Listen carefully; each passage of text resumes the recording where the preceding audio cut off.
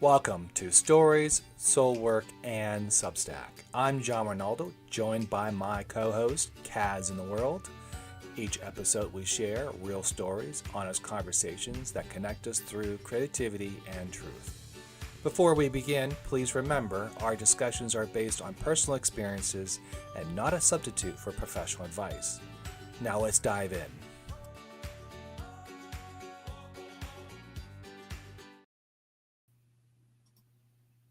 Hey Kaz, how are you doing? Hey, John, I am well. How about you? Good.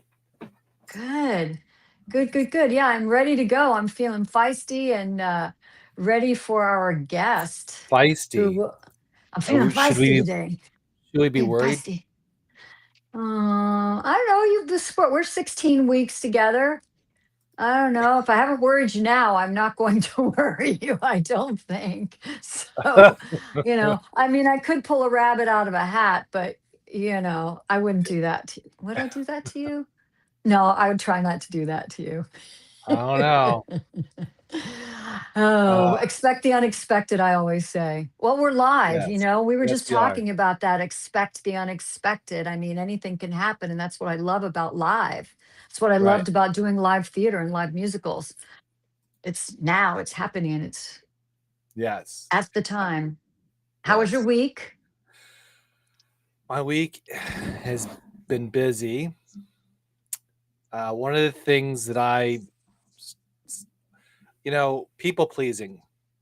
Mm, It's a theme that I've been dealing with for the last couple weeks, uh-huh. and it doesn't do any service to please people. Nope. It doesn't. And one of the things that I've learned through my recovery No, is people trust me. pleasing. I was raised a people pleaser. I get it. And so that does not serve anybody at all. And what it does is you're not setting boundaries up. So those just keep taking and taking and taking. And you have to grow some balls and say, no more. Well, This is it. I'm done. We're not talking. Like you can't extend yourself. You can't go and appease everybody because everybody doesn't deserve it. Who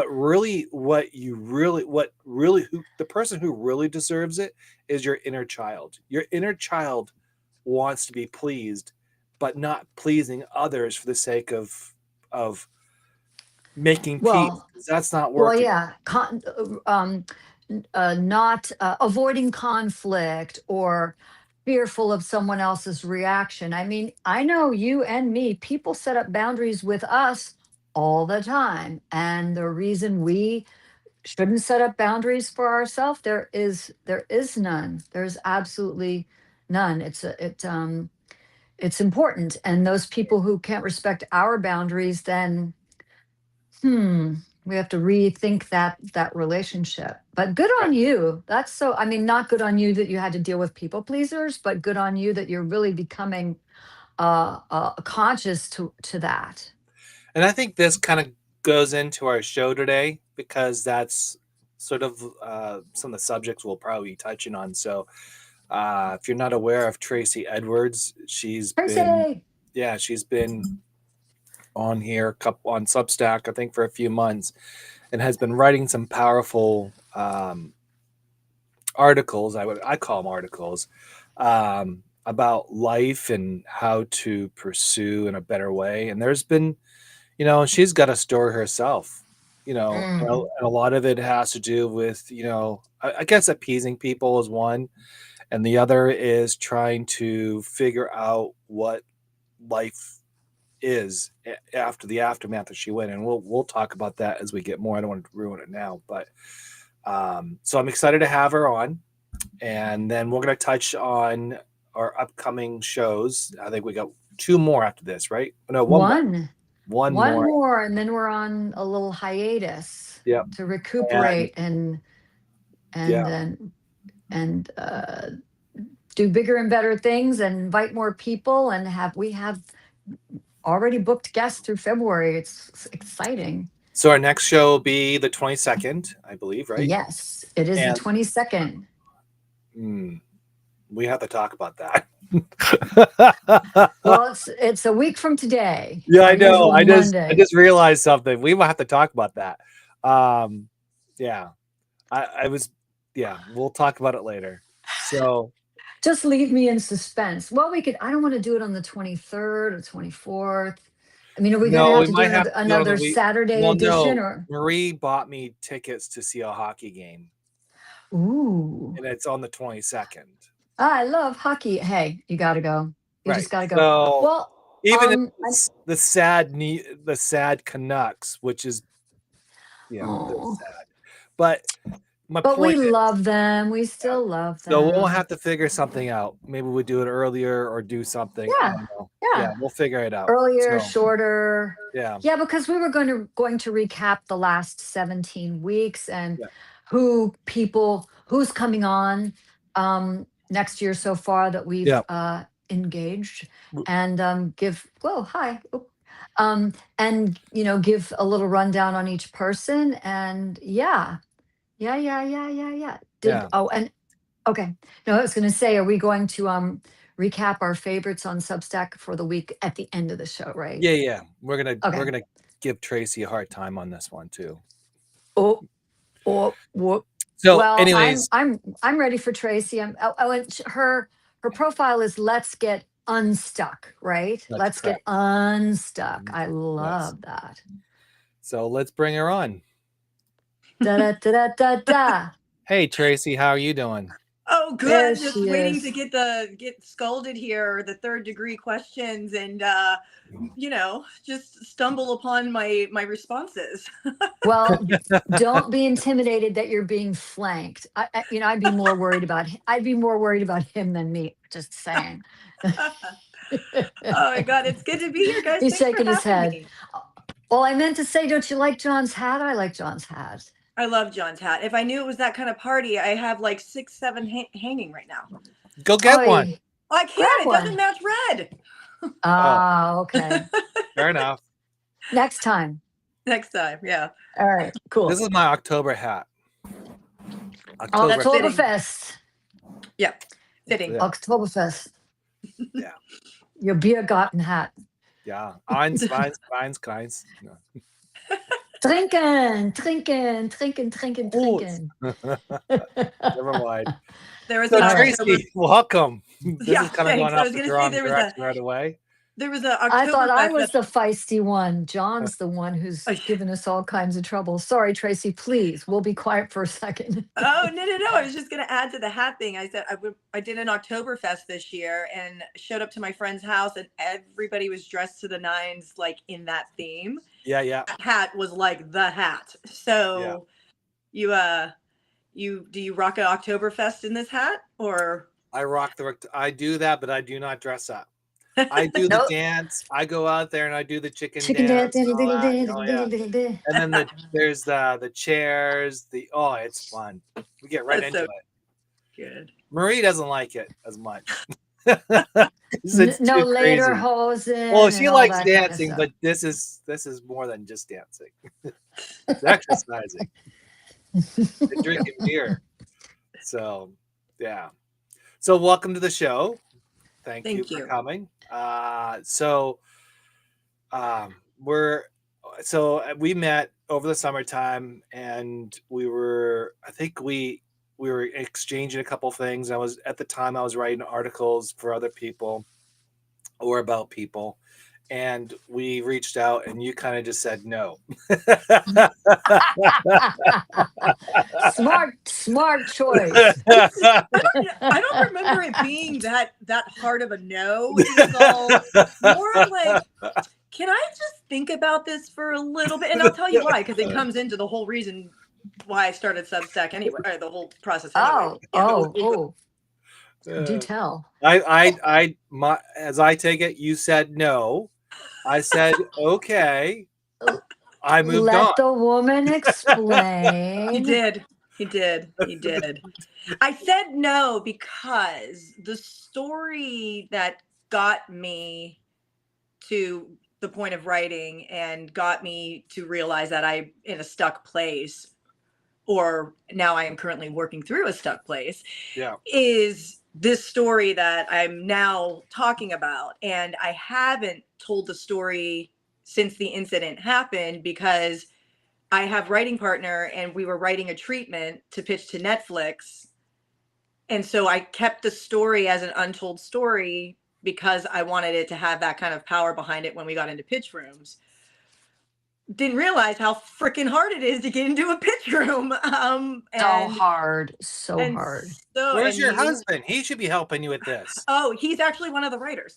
It's Oh, okay. it's just also a thing of conflict of interest as well, where he's got to tread lightly on projects and work. And so anyway, I Yeah, fair enough. haven't told the story, but my writing partners had said, just, you know what, go on Substack. And I'm like, what the freak is, what is Substack?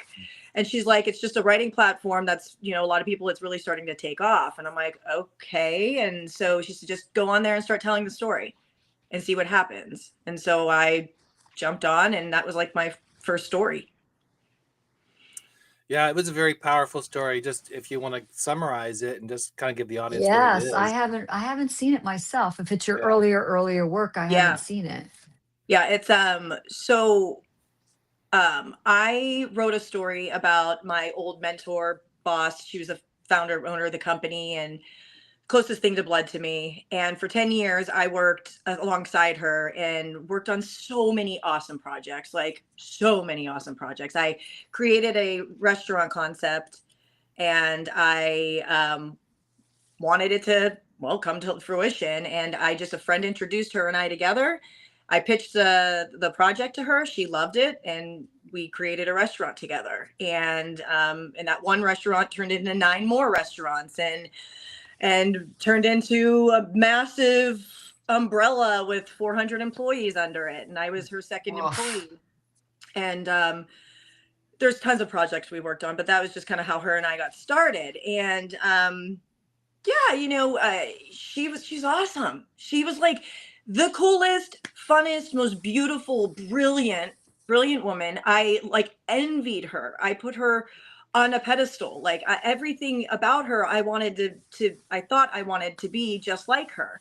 And you know, she was a no nonsense but funny, and just this person that was just so cool and warm and loving, and but just like a savage when those business doors closed. Like she handled it in the rooms with the top best of the best guys in the real estate industry, in real estate development. And just anyway, we had a really great relationship. We did everything together. I loved her. Like I loved her like she was like a mother kind of type deal to me, even though she wasn't, but like loved her in that aspect. And you know, there's a lot of, anyway, I'll kind of go down that path. Anyway, so the story that I wrote, long story short, after 10 years of being in this relationship, she calls me 15 minutes, calls me from her car with her driver 15 minutes before the story goes public that I'm about to tell you. And this is when I found out the person that I trusted more than anything, the person I put up here above, put in front of myself, above myself for years, just committed what is now known as the largest female Ponzi scheme in the history of the US. And that was that story that I wrote. Yeah. Mic drop. Oh my gosh. Jaw Yeah. drop, mic drop. Yeah. May I ask what the name of your restaurants? Yeah, it was called the Name patio. was? It was the patio, was the restaurant group, the patio restaurant group. So the first restaurant was just a killer concept that I wrote out of a selfish place, because I was so hungry going out to eat, and there was like multiple things that I wanted off the menu, but they were all entrees. And I was like, what if I created a concept where things came out in like smaller shareable plates, where That's a great idea. you know, That's and huge. so, Like Tuffus or Yeah. yeah, but not themed Spanish. Like, what, you want a little Right. pizza, you want a little meatball, or you want olives marinating in whatever. Like, it just I'm throwing things out there. I don't think we had those, but anyway. So I started a restaurant with her, and we took my concept, we evolved it, we hired a huge group. We worked with we found interviewing chefs, which that part was fun because we just kept eating Yes. and eating and eating. So we interviewed chefs, and then the entire front of the house and the back of the house. We hired architects. I worked with some of the best designers that I feel are the best designers here or around. And I project managed the build out of the restaurant, which I had no freaking business doing because I didn't know what I was doing really. But apparently I did. So I was that kind of the coordinator to all of that, and working with marketing and PR teams, and just, yeah, it turned into being one of the top restaurants in San Diego for a while. That's amazing. Yeah, it was But ... Yeah, but shit hit the fan. And so when I got that phone call from her, it was, there's just no real words to it. It was just one of those moments where I couldn't even articulate what was coming out of her mouth. Like she's telling me that, hey, the SEC I've been under investigation by the SEC. And I said, what is the SEC? Like, who's the SEC?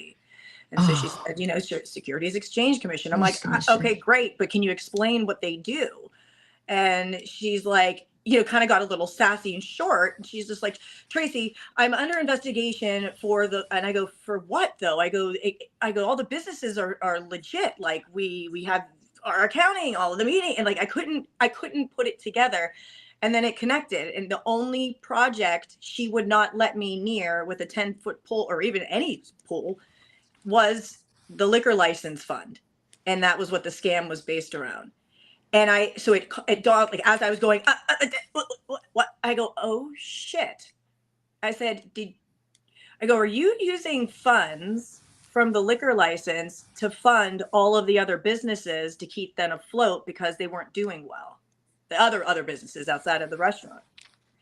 And she just paused.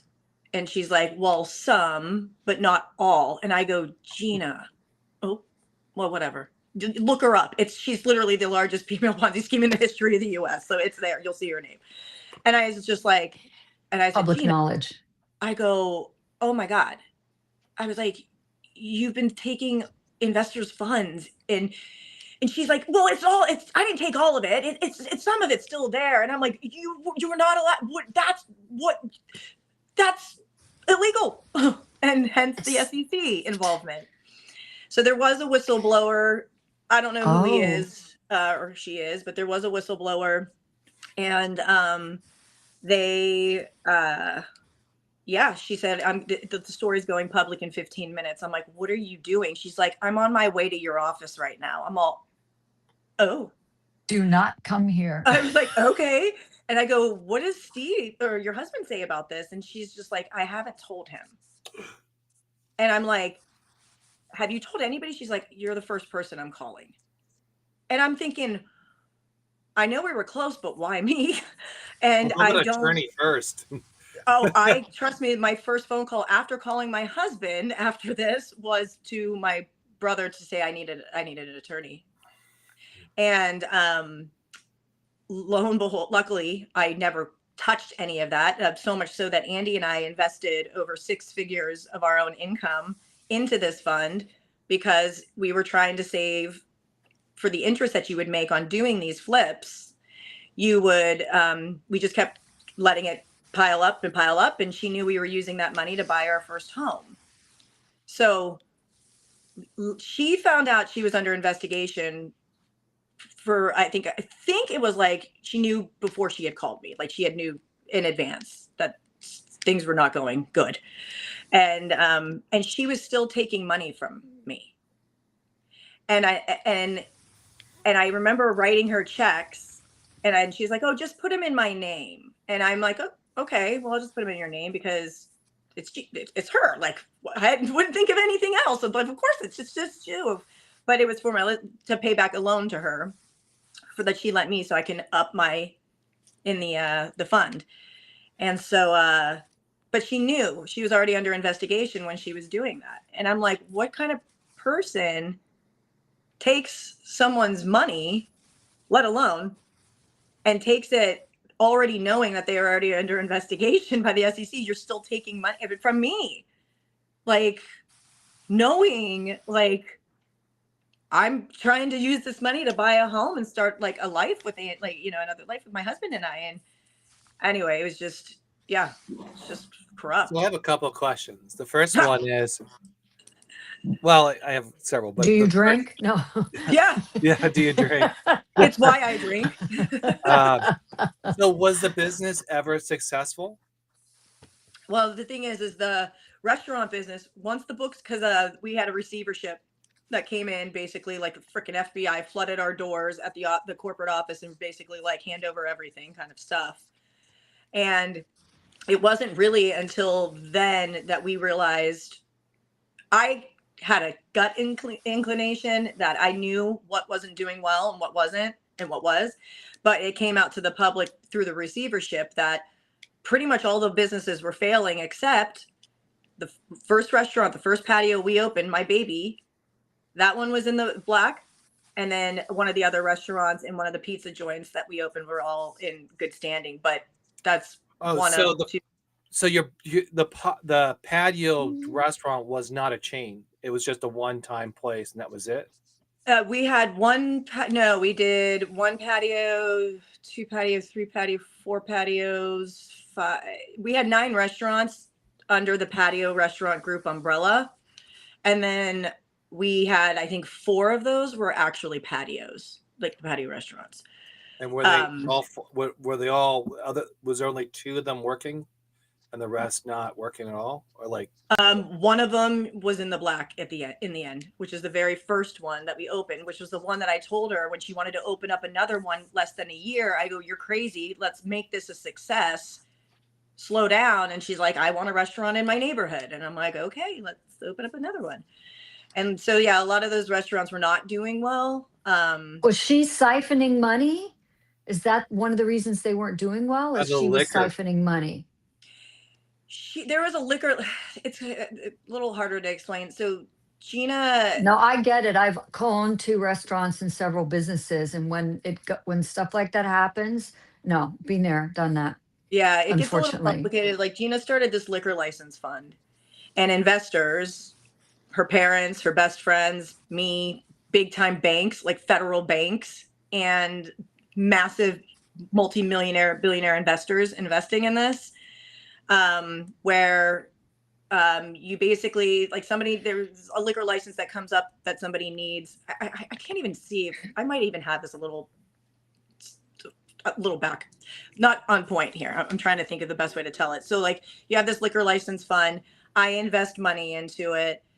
Gina has somebody that needs the license. They need, it's like kind of like a hard money deal. And we were the hard money lenders is the best way to explain it. And so when we would get the money back, when the loan would fund, license would fund, it would kick back like a 15 to 18% return on our money. And so as long as you kept it in the fund, you just kept rolling and rolling and rolling your money into new licenses. And so that money that sat in a escrow company, at a massively known escrow company, that money sat there, and she was pulling from that to invest it into, well, whatever the hell she wanted. She was buying her dream homes all over California. We had insane suites at all the sports games.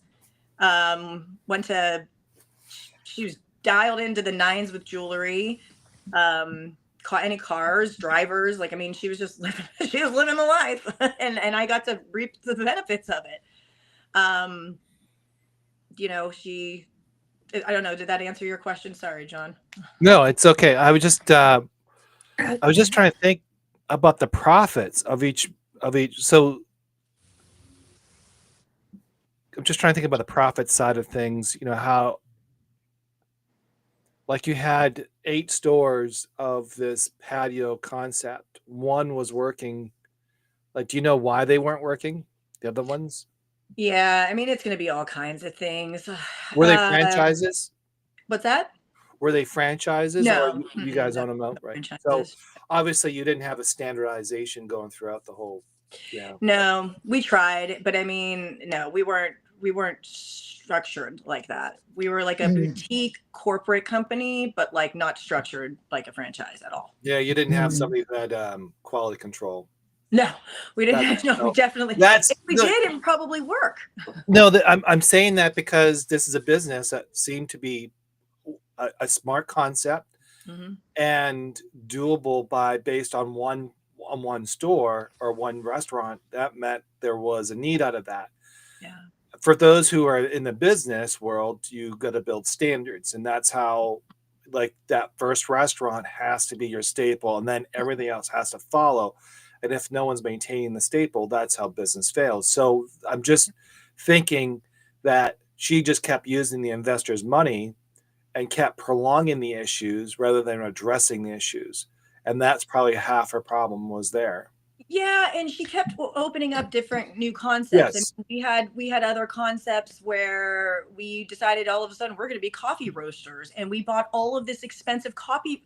I'm talking our entire downstairs of our corporate. It was all coffee tanks and coming up and trying to be our own coffee maker. And then we were opening up these Williams Sonoma kind of type boutique stores.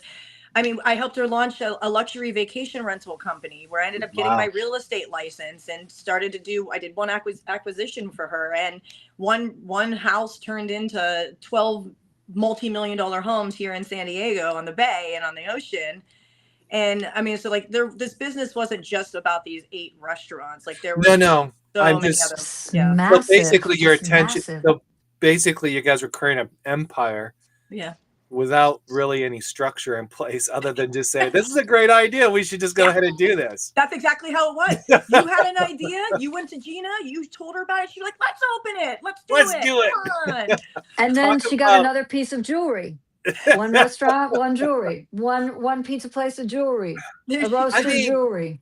Oh my Actually, God. that is kind of a great Traci, person I'm to have sick around. for you. 'Cause- I'm just sick for you. No, I know, but on the benefit side of it, I think that was really great lesson to learn, because you learned how to open businesses up.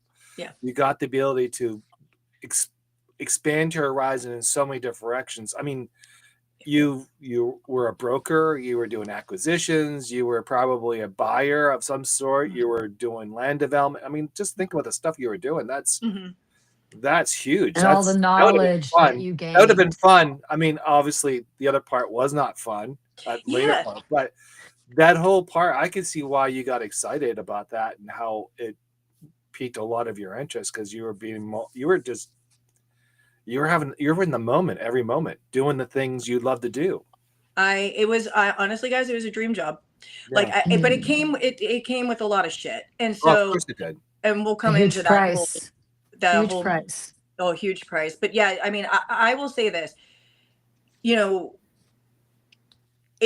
it was the best experience of my life. And I didn't go to college. Gina saw something in me aside from an actual product I was bringing to her. And she needed a restaurant concept because she was in the middle of closing on a deal that had a restaurant in it, and she wanted to revamp it.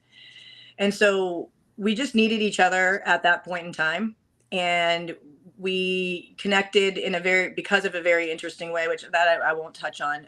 But it was the best experience of my life. I worked alongside some of the most talented people, and I've met some of the most incredible people along the way. And there's so many beautiful minds that were behind all of the hard work that went in all of these projects. And I just feel honored and privileged to have worked alongside all of those people to make those things happen. So I will say the one thing that she can't take from me, and it's the fact that or anybody can take from me, is the fact that I had that best experience. And that's something that I get to roll with. Yeah, but in an odd way, she was protecting you. She was. But I know it sounds, that's kind of like counterintuitive. Yeah, but it was like she definitely liked you enough to protect you, or she would have put you in the hole and you would have been done. There's something there. Like, you want to talk about the manipulation and the mind. I don't want to swear, the mind. Fucking. Yep. Behind it all, because it's like, you think about all the people she hurt along the way, like her parents, her best friend, lost a fortune, like all of these, but then I look at it, the fact that I'm like, why but she didn't let me near the fund. She didn't talk to me about the fund, really. She didn't, only when something came up and she said, hey, do you want to invest in this? I was a part of her fund with her and her husband that were like, so when we'd go in together on deal, like, it's just very, very, very, very, very weird. Did you discover, now that it's all, I guess, said and done, did you discover this was her intention from the get-go? Or did this evolve over a period of time? Was she premeditated about it with you? It's interesting. I don't know, because I genuinely believe, because when I started working with her is when she started this fund, but it didn't start off as this fund. She actually genuinely was looking for a liquor license because she needed it for one of the restaurants. And like when she figured out, oh, well, I could do this, and I just needed a broker to help me with it. It all started, the wheels spinning in her head, I guess. I can't speak for her, but like, at least from observing from the outside in again, it just became, immediately, it just became a beast that she just. I think it came down to is because she was seeing the books and the books weren't great, and she had this fun that she could tap in. And I'm speculating. I don't know anything. Yeah. Based on businesses, what happens is everybody goes in with true intentions of making this thing right, and making money. And when the first one was successful, you start going, well, let's start doing more. And then you kind of grew and you kind of made it work. And I guess at one point they were all kind of making money. And then at some point, the standards and all that, the quality control kind of dropped, or the location wasn't the perfect place, one of those things. And rather than addressing those at that time, she was more flamboyant by the sounds of it, where she just kind of went, well, I will mask this, more or less. And what I'll do is this fund that I got going on here, I'll just borrow this to pay off the debts here, so they don't show their. I mean, if she would have sold all those 8 restaurants as a package, I wonder if that would have exposed the books that way.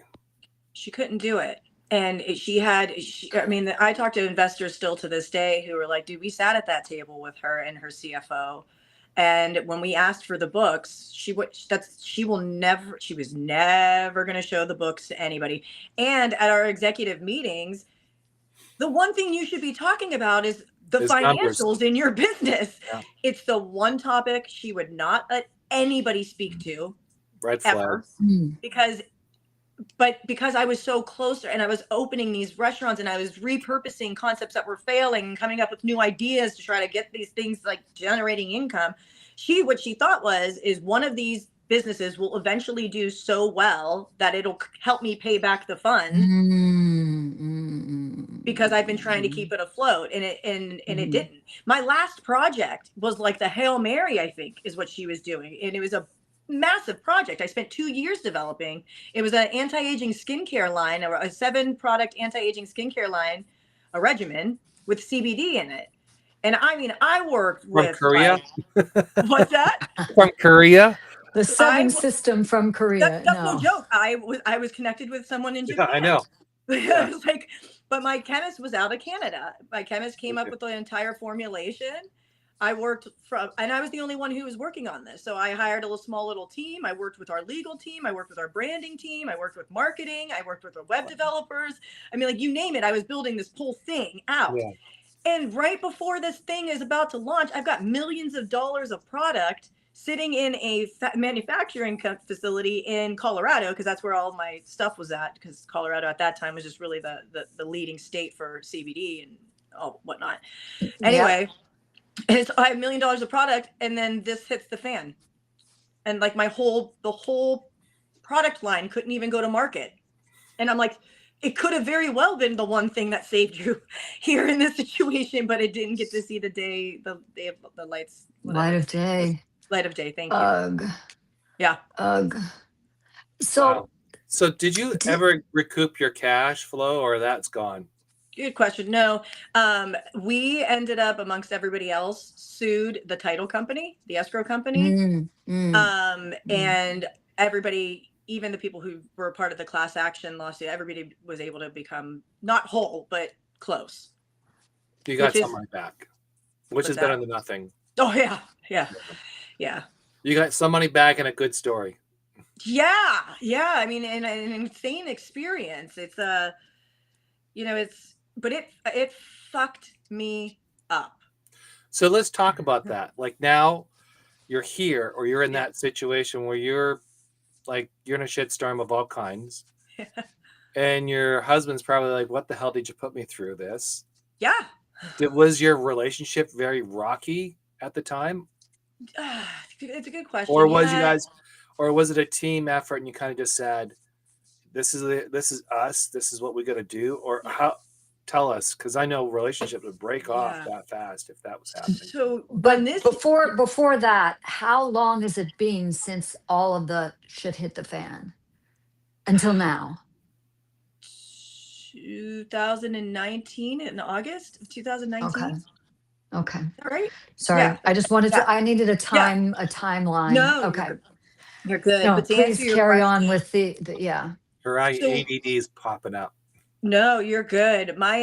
So after the phone call from her, I had to call Andy, my husband, and I had to call him and tell him that all of our hard-earned money is gone. And that was the hardest phone call I had to make. And he's like, "What do you mean it's gone?" And I'm like, "It's gone." And he goes, "What do you mean it's gone?" I'm like, It's past tense. it's in. And so I had to explain to him. I feel for him. Oh, dude. Oh man. Well, so here's the thing. Sheena kept saying, "Don't worry, you're gonna get your money back. Don't worry." I'm like, "How? How are we getting our money back?" She's like, "Oh, everybody's just gonna have to sue the escrow title company." Like she had this planned out. And I'm like, "What do you mean sue them? I don't understand what's going on."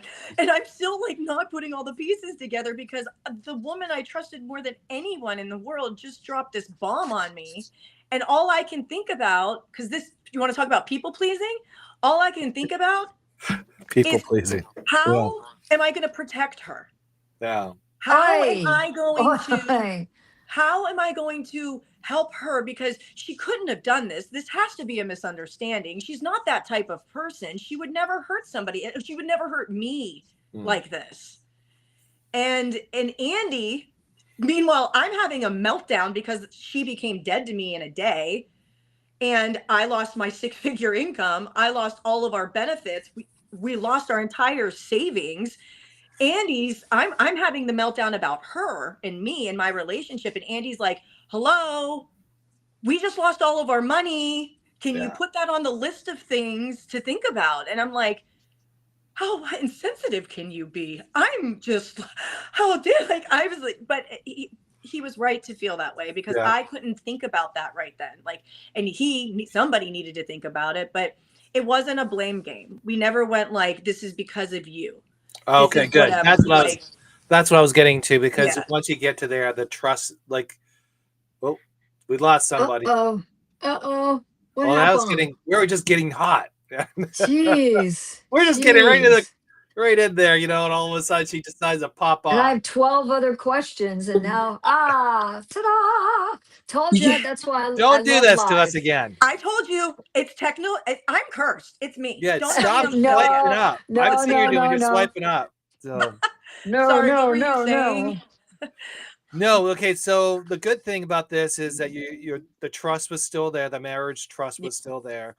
Andy was still in your corner. You were still in Andy's corner. You guys, even though you guys were kind of not aligned at the time, right?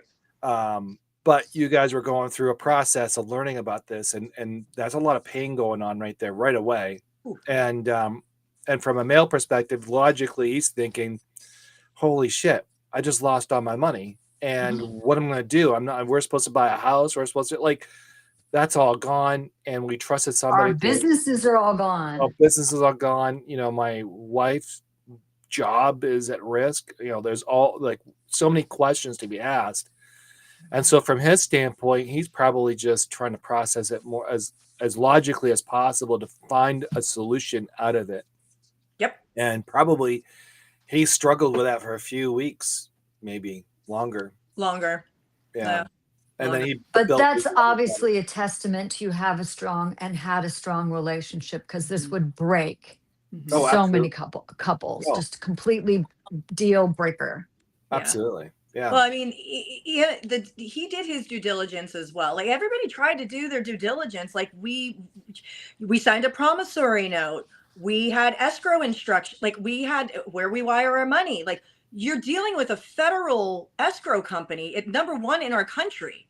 Like Right. you don't Oh. think this shit's gonna happen. Like you No, just there's so. But then it you go through happens. you go through the shame of feeling stupid. Yeah. Like lost all Mm. this, but then you compare yourself to, well, this federal bank did invested in it, and so if they did it and we did it, we're on the same level of stupidity then, I Well, guess. because But at that time, someone had to show the financials to get these guys to even bite.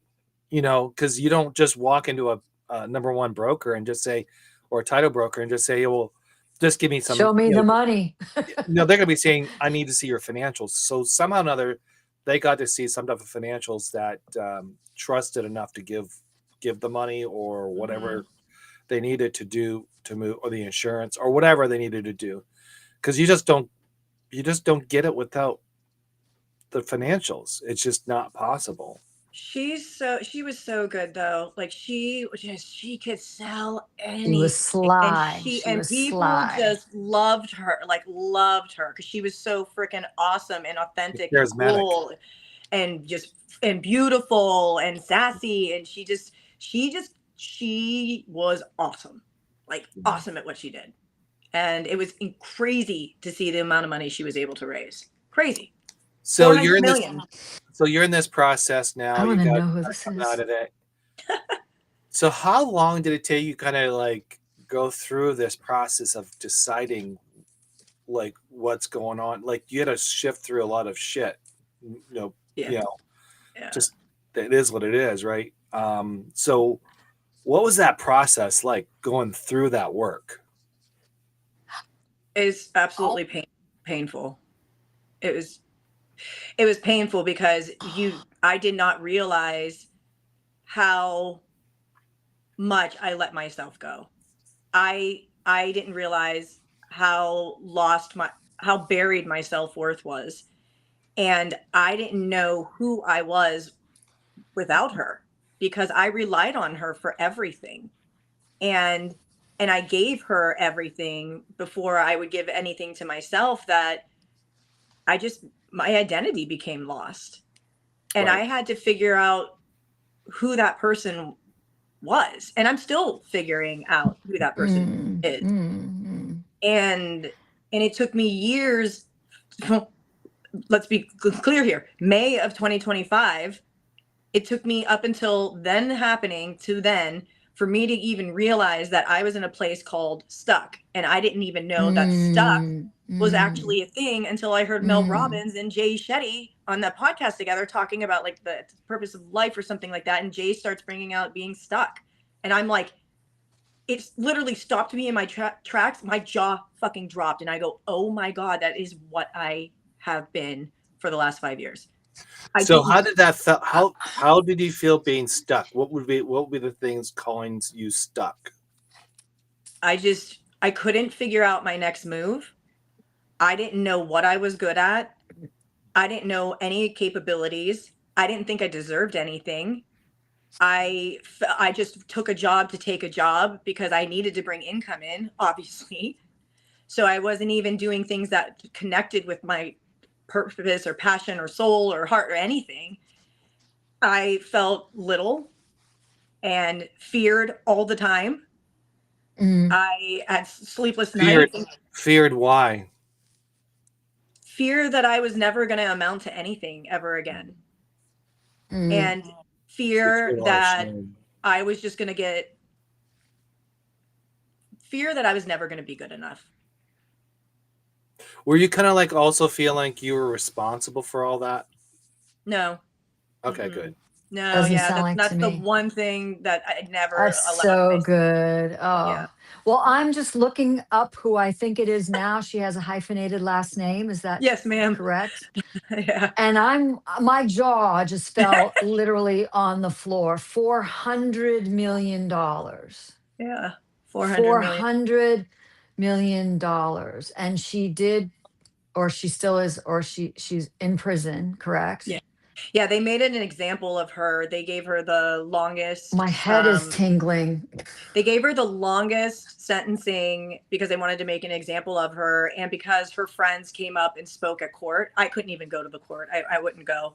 But they went in front of the judge and basically said she was in my wedding or whatever. Some, I think, for 32 years of a friendship, or like just told this, people told stories, and the judge was just like, nope, hammer Oh, down. trying to get her a lighter sentence. No, to say Oh, like I think one of them I was told was a friend that of 32 years, and that Gina was in their wedding party or either maid of honor or whatever, and she stole money, millions from them. oh, So people that had been in her yeah, life like you and mhm, she had taken money from them. yeah, they wanted her to get the biggest sentence because that was just the Throw the work. book.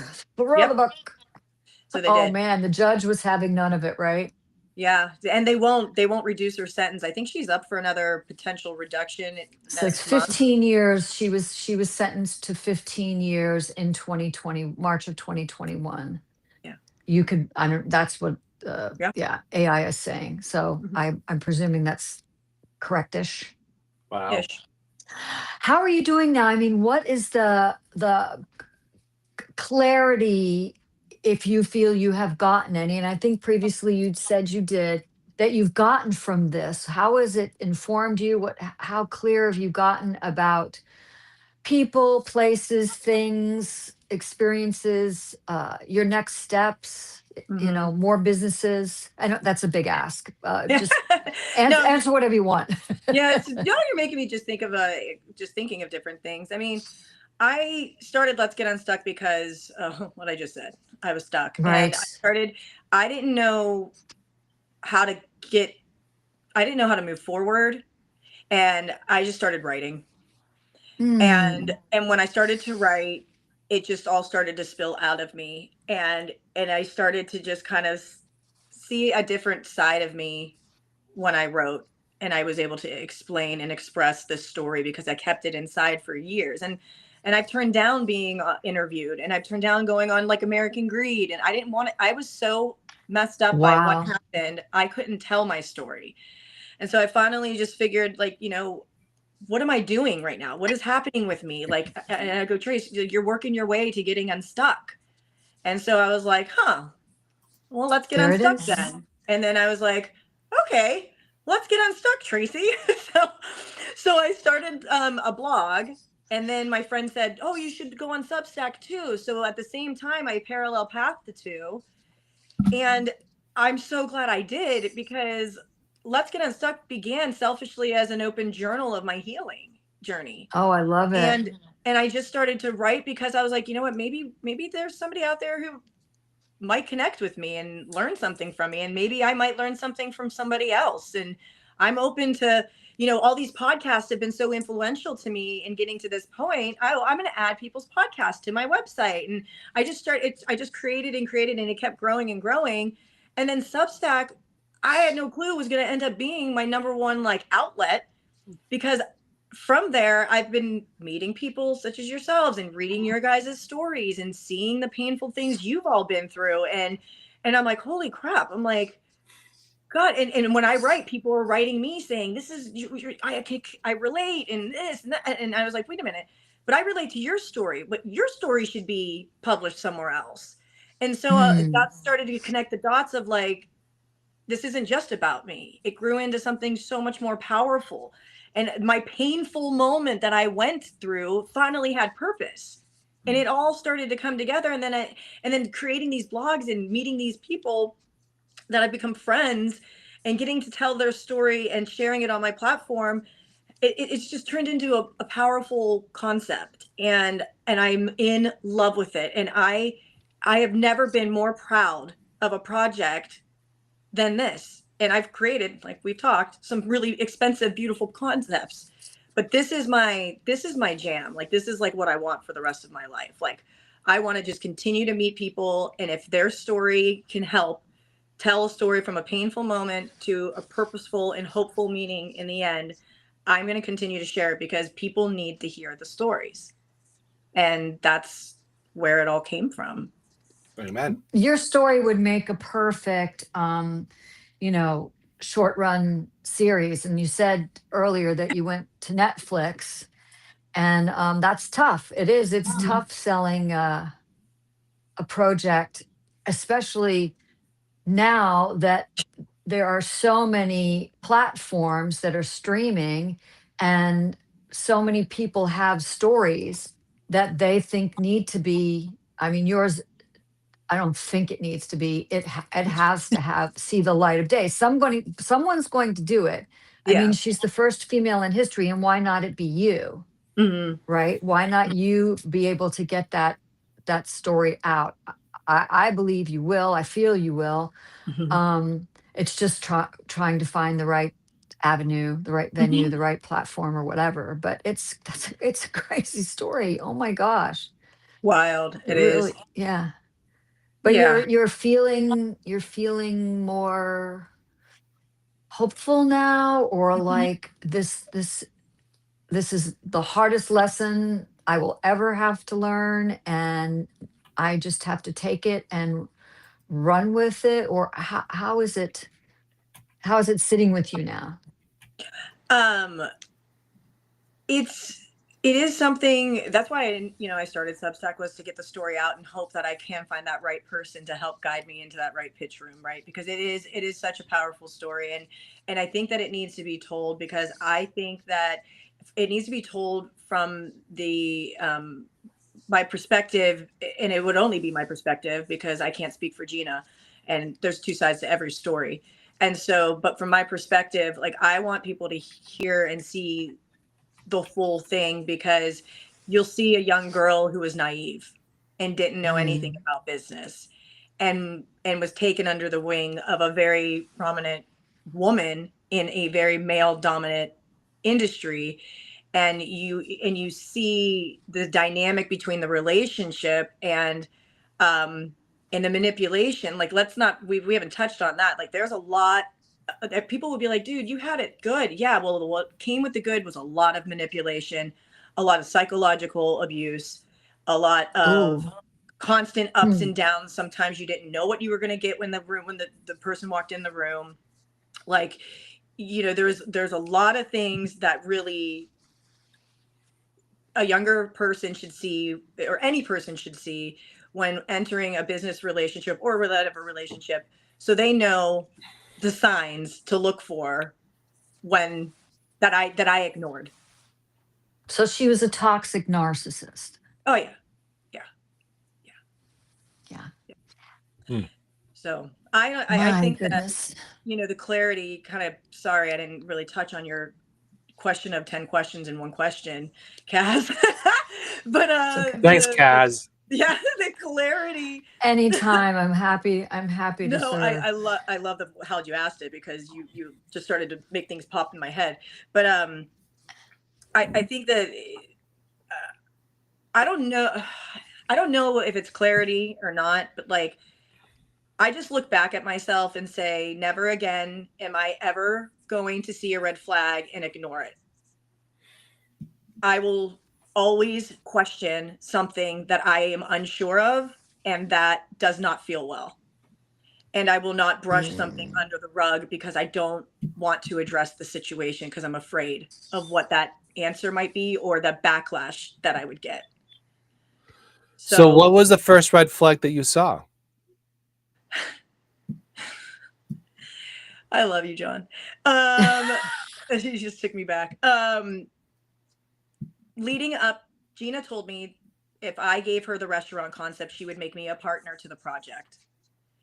But it would be in the form of sweat equity, because I didn't have any money to give to be in that project.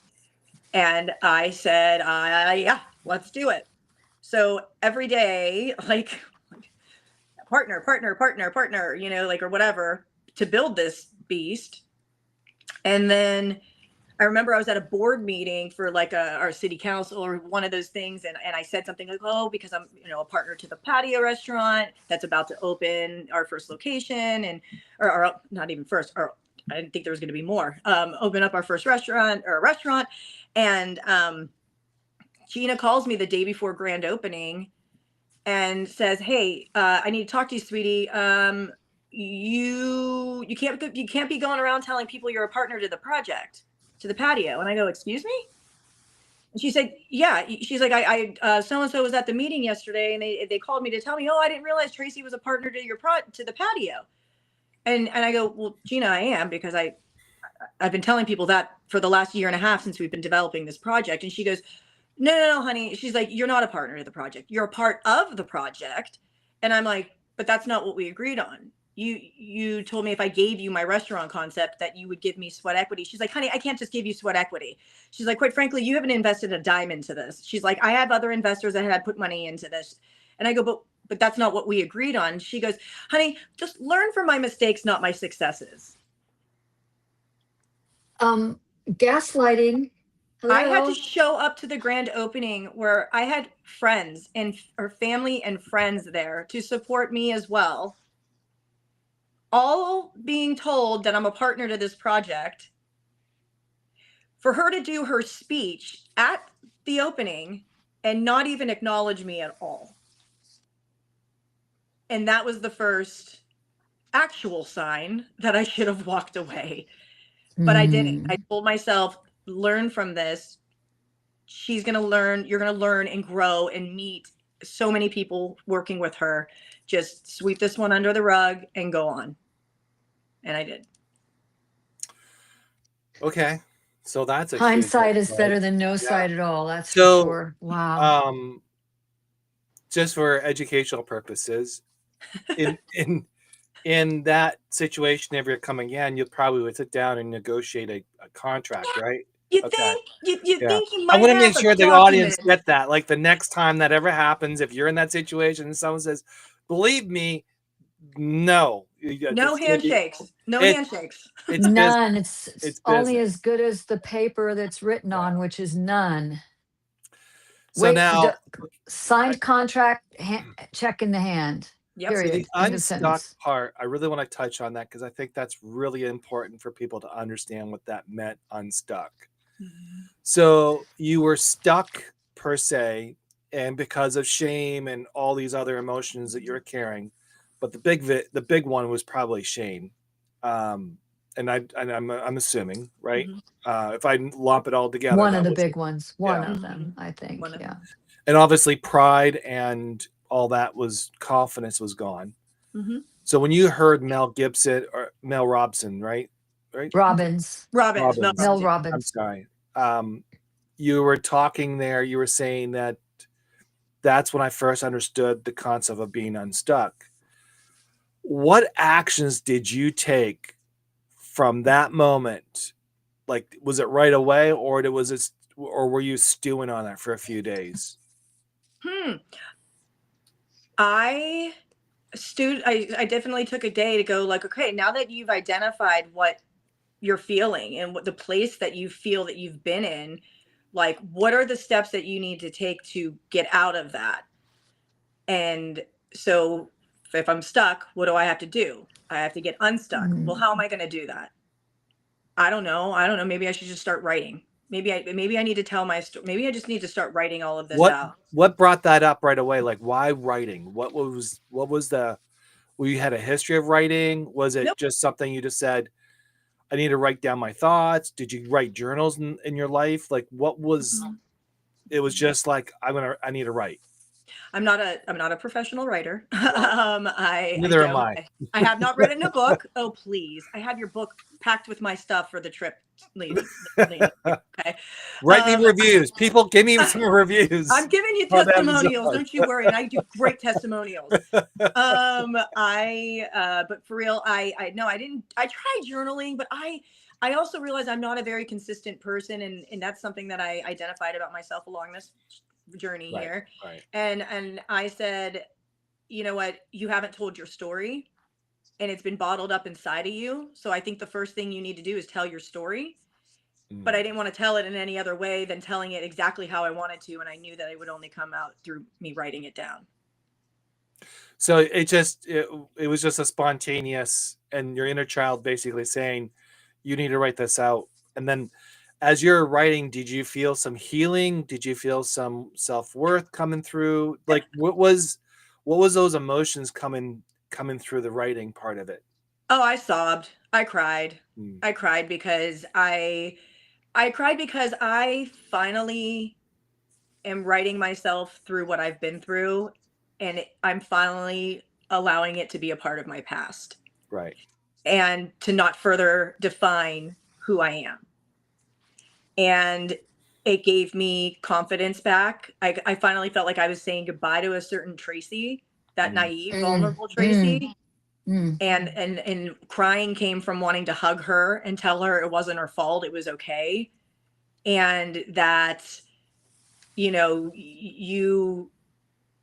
it would have been another person. And you're right, John. The confident, there was a lot of ego working with her, a lot of ego that I created in me that I did not like, that I created in me. I didn't like how I treated some of the people that were my assistants. I didn't like a version of myself when I was with her. Well, you're exhibiting the environment that you're in. It was, yeah, toxic. And I see you need to get shit done, more or less. And if people were not complying, you were basically, okay, get it going. If not, see you later. There's the door. More or less. I just didn't like that version, like, because I always think there's a way to deliver something and to get the same job done, the same results. Agreed. And I don't like that person when I look back at her. I loved all of the projects she got to do. I loved the creative side of her, but I didn't like there was a part of me that I didn't like. And so there was a lot of healing, to answer your question, going through. I get that. I get what you're saying about you didn't like yourself at the time or like yourself now, because obviously you shaded that person away. You have now shaded a couple different versions of yourself since then. But, you know, that's a very cutthroat business. And you have to be ruthless in that business, unfortunately. And there's no way to so what I'm saying to you, I understand why you did that. I had to do that when I was in corporate world. It's not an easy, you were just a number. And I'm not saying that was that was who you had to be at the time to do your job effectively. So and I'm not saying how to feel it. I'm just saying that was the environment that you're in, and the environment told you how to act to be successful. Yeah. So, and like it or not, that's what you had to do. Yeah, I had somebody to answer to. Yes. And that person didn't give a shit about any excuse under the sun, like did not care. There was when it was time for delivery, it was time for delivery. And I am just that type of worker where when I say I'm going to do something, I'm going to do it. Right. So yeah, corporate. Yeah. That's why I'm out of corporate world, John. This is why I said I'll never go freaking back. And anytime I get worried about my current position and like, oh my God, what if he hits the lotto or one of his investments pops and he takes off to Greece and lives on his island and I don't have a job, what am I going to do? And then I keep telling myself, you're going to make Let's Get Unstuck successful because it's so purposeful and it's so freaking awesome. And I believe in it, not saying awesome and toot my own horn. I just believe so much in what I'm doing and creating that it's, I've got. Well, and you were also really young at the time when you started with her. So she was teaching you. I mean, not in so many words. You said you didn't really like that person. She was teaching you that being an asshole was the way things were done. So you were applying the teachings that you got from your mentor, this older woman you looked up to, that's the way things were done. And it doesn't have to be the way things are done, which you, I'm sure, know now.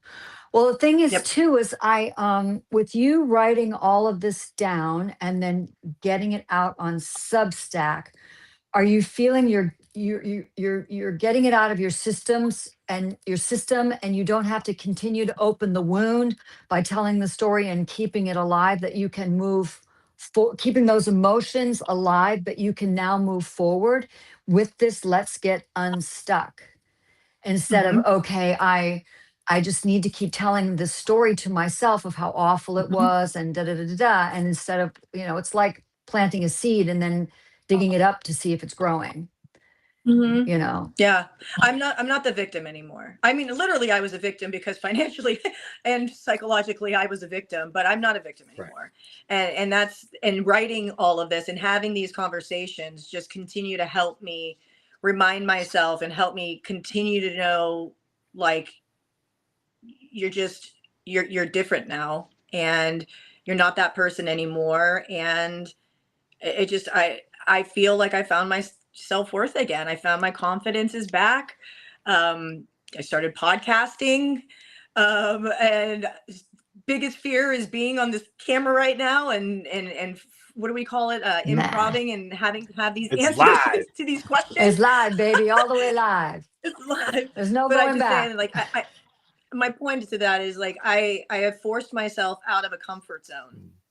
And I have forced myself to do things that I wouldn't do before because she would make me feel so little that I would always keep these things buried because I didn't think that I had a voice that needed to be heard or mattered. So now and she told me that. She straight up told me that one day. She was so frustrated with me because she wanted everybody to 5-star Yelp. And I'm like, you don't understand. That's not how this works. You can't control others. 5-starring.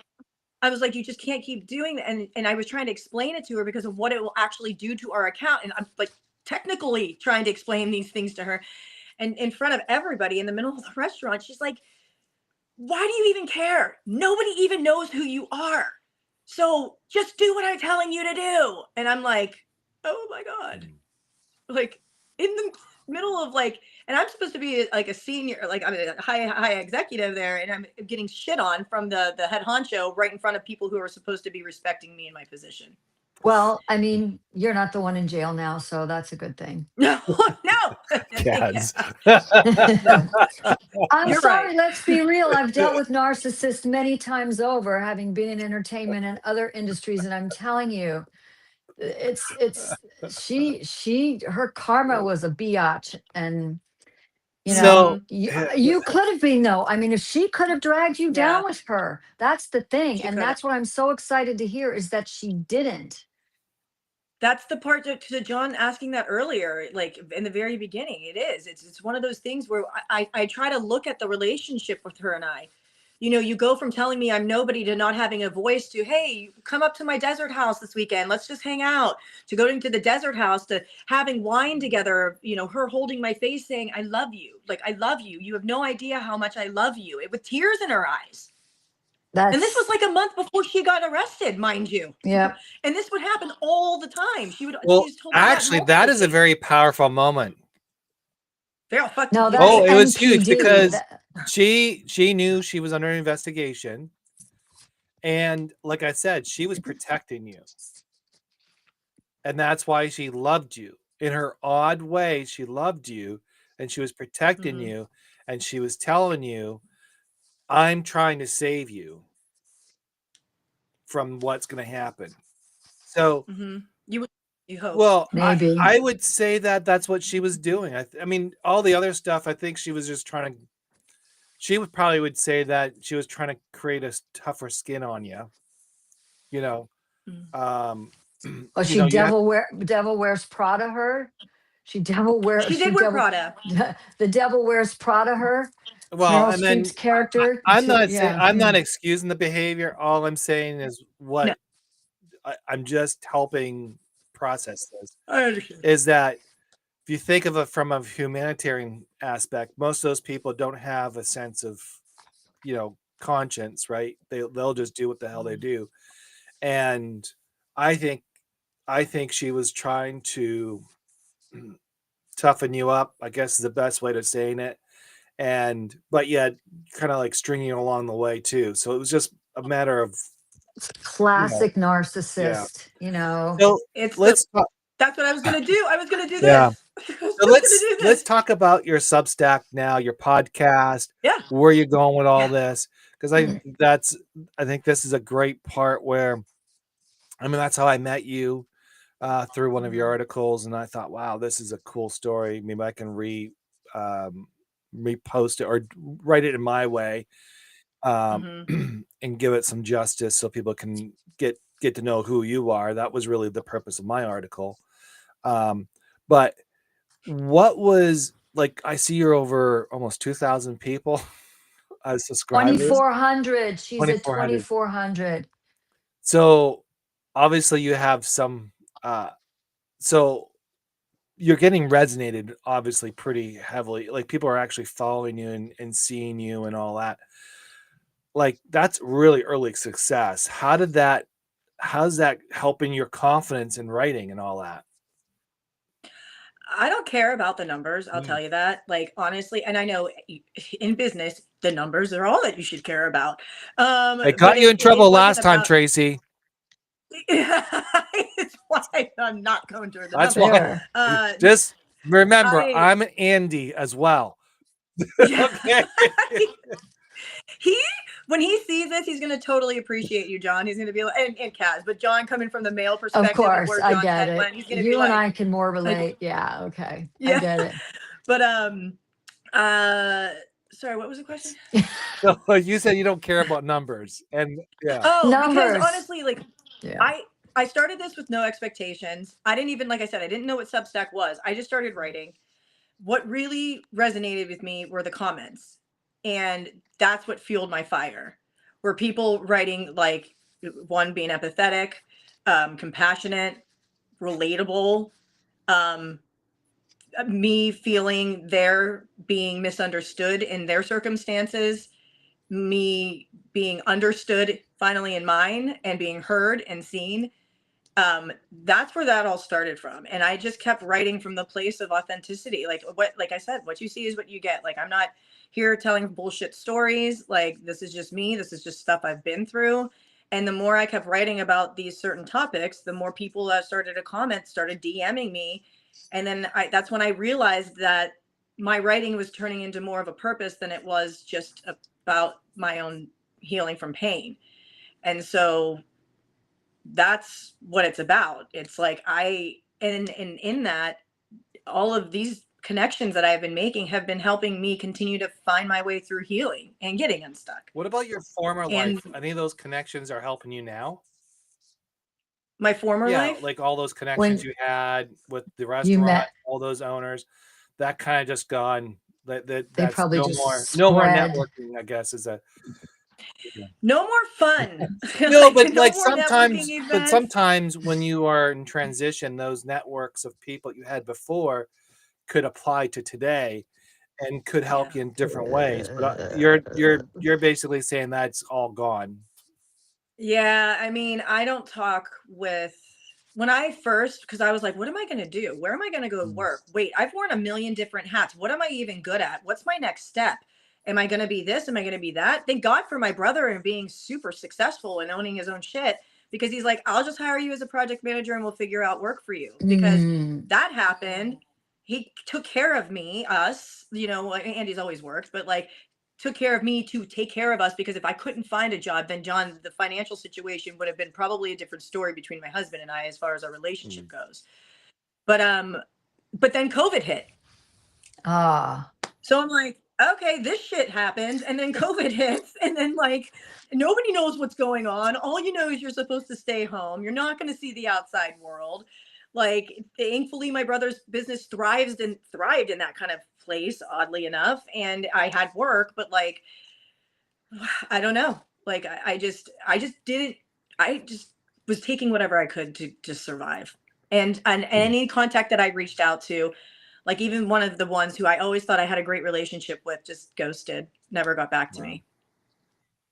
So now so talk about your podcast. What's that about? Like when do you air that? Is it a regular thing or is Yeah. it when you have guests coming on or how does that work?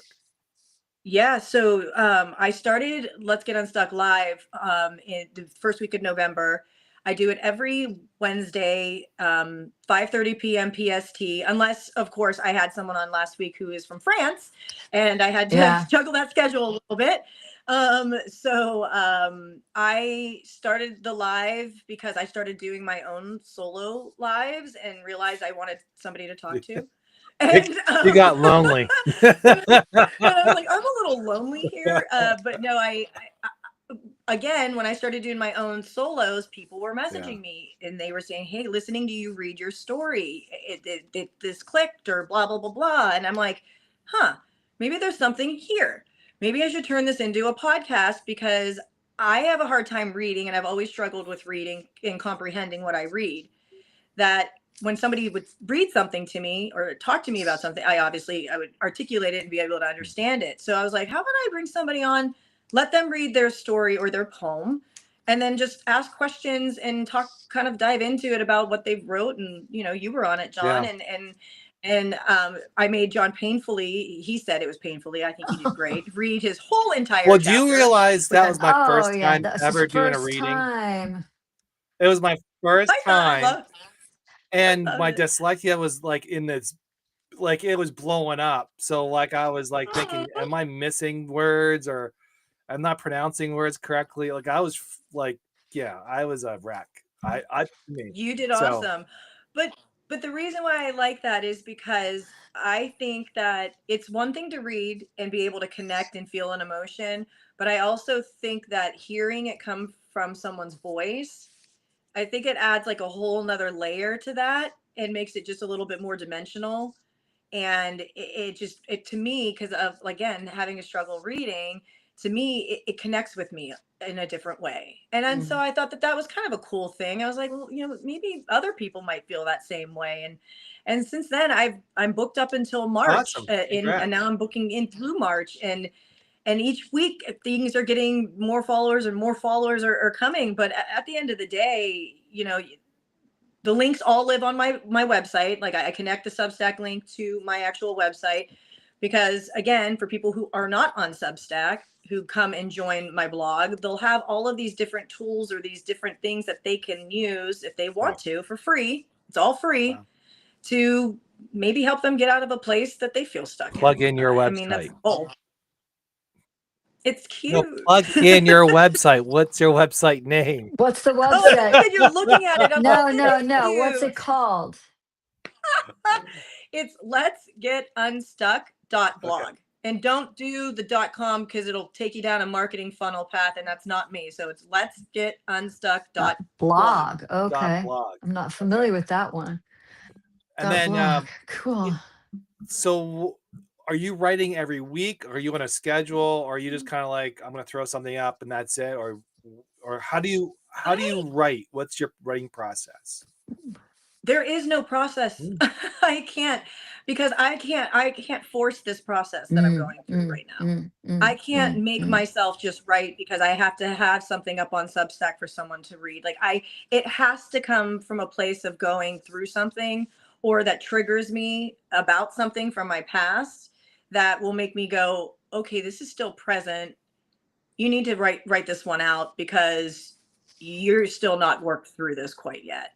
So typically what I like to do is, on my blog, I like to post my story one week and then alternate it with someone else's story that I've met from Substack the other week. And then I always backlink anybody who shares their stories to their Substack page or their book or their website, because I'm going to always promote people. And I want to see everybody win, and that's genuine. And so but what I'm running out of stories. And so anyway, so I'm taking a break like you two. So if anybody is watching this long, stream here, know that I'm taking off 2 weeks, and that I'm going to be repurposing things. And so I am running a little low on my stories, but that's okay. John, yours is going up on my next week. So I'm the postcards from the postcards from the road are going up. Cool. And then I probably won't post myself until January. So with that said, you're doing basically once a week writing, and And I forgot the question. And then she's got her podcast. She got our podcast, So she got a website, you got things going on with that. Um, yeah, I forgot the question. It escaped me. well, our usual question is who did you read this week and who's stuck out for you on Substack? Who did I read this week? Oh my gosh. Bear Sage and what is her name? Something. I feel bad I can't think of her name right now.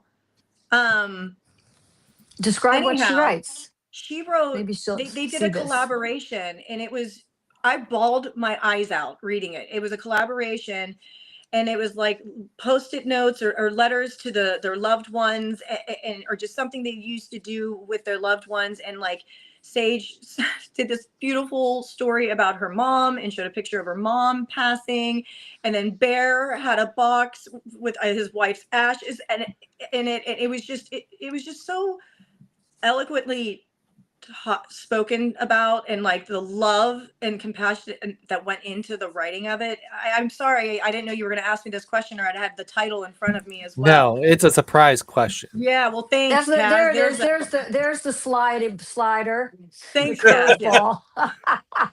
Now I feel like a jerk That because wasn't I don't it, know but the title and the author's full Hey. name. We could be asking you what's your favorite spoon. yeah.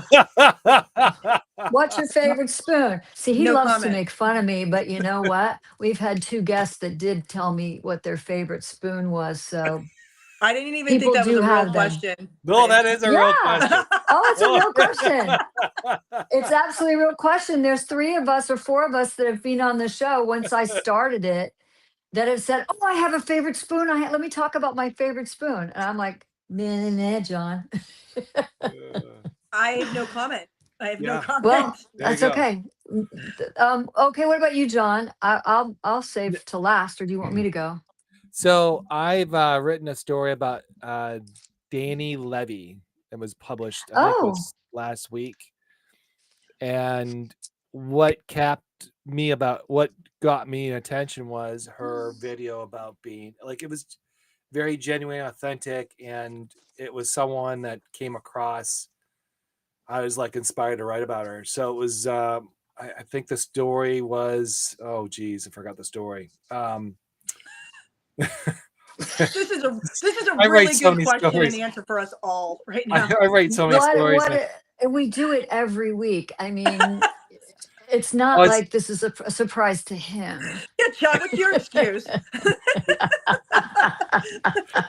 He told me last week I wasn't prepared with my holiday movies, so I'm right here with all my Substackers that I love this week because he gave me crap, and now you're not prepared. So, meh. I love All it. right. So, Oh. Danny Levy. Yeah, Okay. yeah, Shout out to Danny. yeah. So if I can find it, I can't find it. Wow. All right. So, oh, here it is. Oh no, it isn't. I go ahead, Kaz. Let me figure this out. All right. Oh, So that's it. I have It's called The you Quiet got it. Message. The Quiet Message A was quiet published message. Oh, I read that. Yeah. December. Okay. Yeah, Yeah. December 10th. Yeah. Is So that that was it? pretty. Yeah, it was like her mess. Like she texted me, and we were just kind of like bouncing back and forth. And she was writing some books, children's book. And I was like, sometimes you get on Substack and you start kind of like going digging in the person's life, not trying to be a stalker by no means. You just want to make sure Stalker. you don't want to make sure who you friends with, rather than just jumping in, right? Hint, Traci. Yeah. You are forewarned. Oh God. Unbelievable. I'm sorry. I hope you can laugh about it. She'll make you pay for that later. It's my Canadianism. Sorry. Your direct Canadianism. I'm Canadian too, but I'm not that direct. Yeah. So, Are but we're you talking about done her or should? book and her children's Oh, book, okay. and one was they were very personal. Like they were, it was written by pain, obviously from a place. And I asked her those questions, and we've just gotten this dialogue on Substack on chat. So that's how I got inspired to write her story. And that's how that. Mm. So Danny Levy is really good. She's on there and she's authentic, real, good person. Nice. I'll check her out. Thanks. Okay, Kaz, you can go now. I was just waiting if there was more. No, you're only supposed to have one, not 15. No, I have 6, and I'm going to say them all. Yeah. Okay. So 2 of them go Hey, together. you remember this? Great. You yell at me about time management all the time. I don't yell at you. I suggest to you. At 5 o'clock, he's got 9 more questions. I'm like, okay, come on. Go ahead. I love it. You couldn't say enough in an hour. So okay, so 2 guys go together. And I love John has been, when he does our kind of what we call post-mortem post, he will post the people we gave shout outs to, which I think is so important. I do the same. So 2 of them are Gregory P. Day and John Colton. They schooled me on Time Magazine's Person of the Year because I was verklempt this week, and they schooled me on how many seemingly inappropriate people have been named Time's Person of the Year. So thank you to both of you. Then there is Fred Zakota. I hope I'm pronouncing his name right. He writes some incredibly heartfelt articles. Caitlin McCall is another Canadian. And you know what she's been writing out for the last week is about plagiarism and people stealing your work on Substack, which I am so adamant Oh, wow. about. And she has these examples of this one person whose name I will not name, but she did on several occasions. Caitlin has the time and date stamp of when she posted her writing. And then a few days later, this other person verbatim under their name, no credit to Caitlin, posted it as her writing. And Oh I'm my like, God, no. people do that? Yes, they do. I mean, and I've had it done on other social media. I've had it done with people that I've written for Wow. their magazines, have taken my writing and made it their own, no credit to me. So They take my people have taken my I am stories really too. heels dug in about this. And you can just Yeah. put the copyright symbol on your work and you are covered. You don't have to go, I mean, you want to register it with copyright, Yeah. but you don't have to. If the symbol's on there, you are protected. Um, uh, Black Hole and DM Mourner, we were having this interesting conversation, French and English.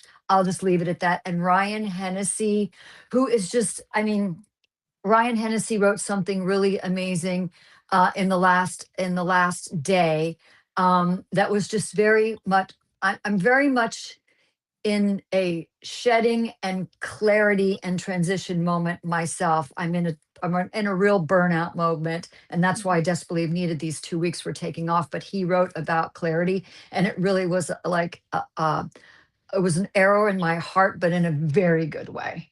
Ooh, So send it to me. I want to hear that one or read that okay. one. Yeah. Ooh. So, Yeah. all right. I won't have, I won't have any next week. I'll just say last week and this week. Made You up. always have more. So the Yeah. one thing I the, mean, the question I had I forgot was about the Substack tip. You what kind of tips can you give our audience that you're realizing and what you're doing, and how are you engaging? Like, is there anything you can pass along that you've learned on Substack that you think could be worth it for other I people? mean, not any better than anyone else, I'm sure. But like, honestly, for me, it's simple. I go onto Substack and I genuinely am looking for articles that are relatable. So, and I read the articles and I actually genuinely write a comment from the heart. I've been starting chats where I'm so over people starting chats and saying, here's my story. It's like, I appreciate your story, but like open it up to other people's stories. So all my chats are always like, please drop your story, or I'm looking for a particular top, and it's a little skittish. But then as people start seeing, I think more, numbers kind of pile up, then more people start dropping their stories, and then I just encourage everybody to really support each other through the stories by just read and in it, because when I read, it inspires me. And like something that somebody wrote about, I would be like, oh, damn, this situation happened to me. And then I'm like, oh, I never processed this fully. Okay, now I've got to tell my story because this topic really is hit home to me and I didn't realize it triggered something. So poof. And it helps me heal. So that's how you guys help me heal through my processes. And then I comment. I love sharing. I love sharing people's successes. I love sharing people's hopeful stories. You know, it's in this crazy fucked up world that we live in. Like, we don't need any more of the negative crap that's around us all the time. So I'm like really wanting to be that like feed that actually just inspires people and provides hope and possibilities. And I don't know, then the content matters. Like, being able to tell your story on a topic that is a big deal, but it's coming from you, and being real about it and not sugarcoating it, people love. And it's just, I don't know. Well, you are getting unstuck, and that's the Amen. big, beautiful thing. Instead of just wallowing in what has happened to you, you're, Yeah. like Thich Nhat Hanh said, no mud, no lotus. So you are the lotus that is emerging from the mud, which is beautiful. You know, I just want to say real quick, because I know we're like way over, and I apologize, but It's all Kaz's fault. That's okay. I had a woman, Gabrielle Sojourner on last week, and you know what I loved is she dropped her Substack story in my chat, and when I read it, I went, "Holy shit!"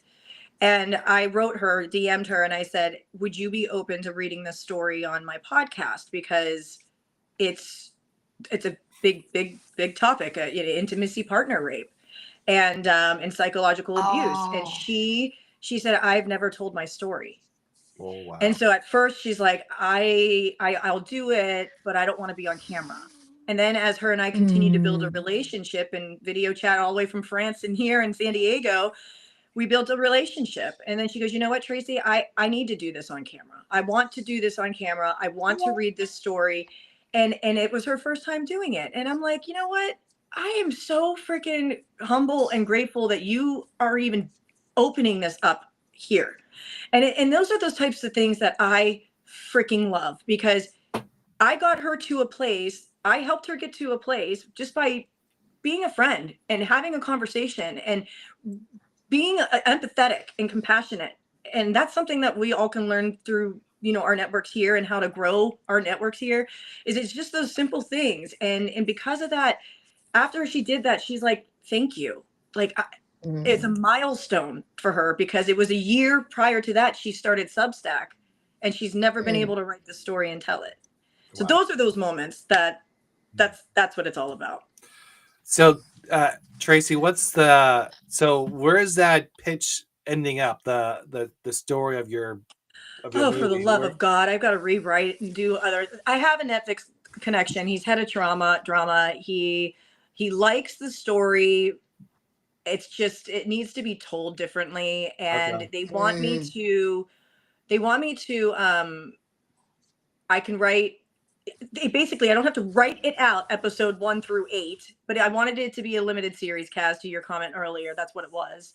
And they basically want 1 through 8, just knowing the title of what it is and just a snip of what it's going to be. And then they want the characters' arcs on it as well, which would really just be Gina and myself, I guess.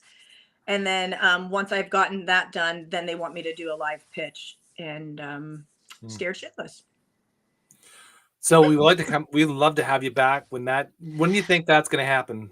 I don't know, John. I've been sitting on it for about 3 months, 4 months, 5 months now. Luckily I like the guy and I are in contact. It's just, it's me. It's on me. So if I can get a wild hair and push through this, hopefully the first quarter of next year. Oh, good. Okay. Well, we would love to have you come back and talk about that story and catch up on that, where that is. So we'd love to bring you back on. In the meantime, thank you for coming on. We appreciate your time. It was very entertaining. What is that? Kaz, that's awesome. Oh, I love you, Kaz. I do that all the time. Thank you guys both. And I really hope the audience get some of the stuff out. Hey, if you want to follow Traci, she's on Substack. I'll make sure she's linked them below. In the meantime, thank you everybody for joining. we'll catch you the next week. Well, depends. Somebody- We're still working that out. And then we'll see you in 2 days. Yeah, we're just not. Yeah, we're supposed. We're okay. So we're supposed to do a show on the 22nd. But if I was John, I'd do the same thing. He got hockey tickets, and me being a hockey lover, and him being a hockey lover. I yeah. mean, it's a kind of a tough decision. It's an So early maybe Christmas we'll present, so I have have to a have go. a And there's early edition on Saturday morning or something. Well, if you did it Saturday at 11, it's 8 on the West Coast. It's or well, we'll 12. see. It's We'll see.